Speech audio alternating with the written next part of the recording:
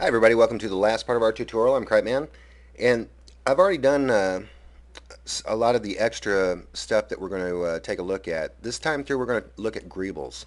Um, Greebles are a little piece, oh, let's see.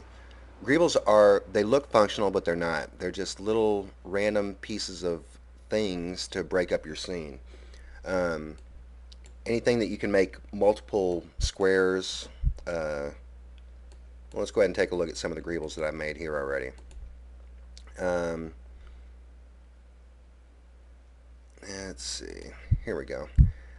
Uh, Some of the Greebles I made here are I made just out of just your basic cubes and here we go. Cubes and cylinders. I just made one here and then just duplicated it and then placed them all over here.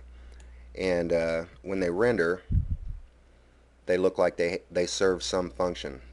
They're breaking up the scene. That way you don't have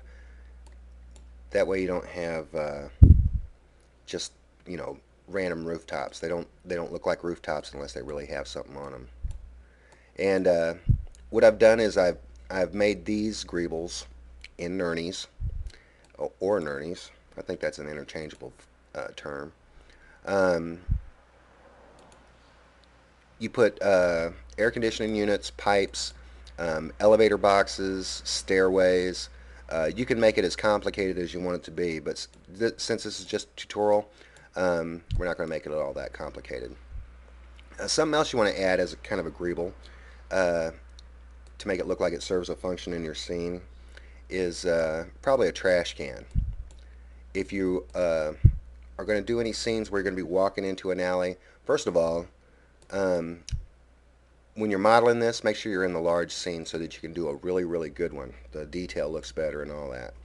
Um, and whenever you bring stuff in, it'll be at a regular size.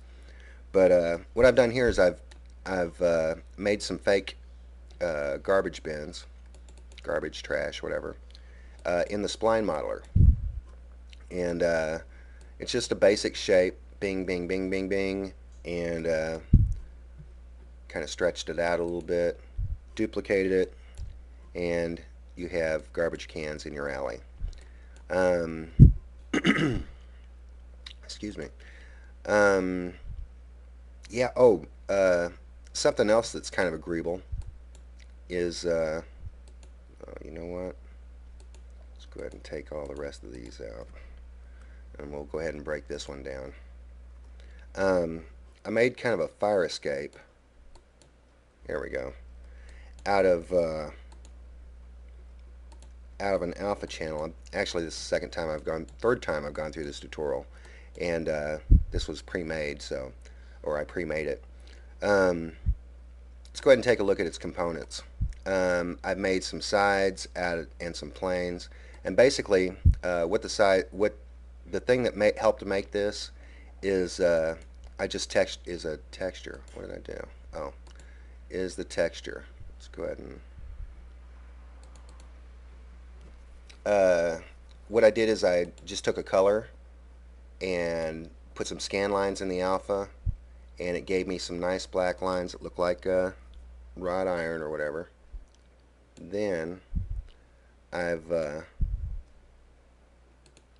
I put them together, and one of the secrets about building this, and I wish you could have seen it when I was building it. Bummer. Um, when you're building it, you want to make sure that you bring your hot point down to one side or the other. It's going to make it a lot easier while you're rotating it around. You can use the same plane, rotate it 90 degrees. Yeah, let's see if I can get in on that. No.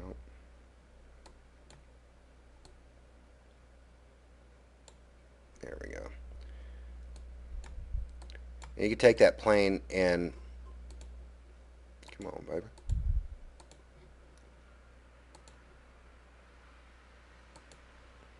And rotate it 90 degrees in your motion, and while you're rotating it, it'll rotate right around your hot point. Oh, great.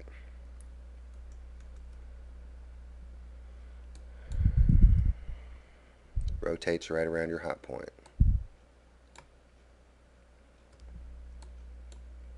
theoretically. Oh, I grabbed the wrong one. Okay. Really, I wish you could have been here when I was building this thing. But basically, just take you some planes. I mean, it's not really that big a deal. Uh, just take you some planes, throw an alpha channel in there, and you have a nice little broken up plane that you can pretend is a fire escape. And when you're making your fire escapes, one thing you want to take into consideration, build you a nice little box. You don't have to make it this way. You can model it if you want to.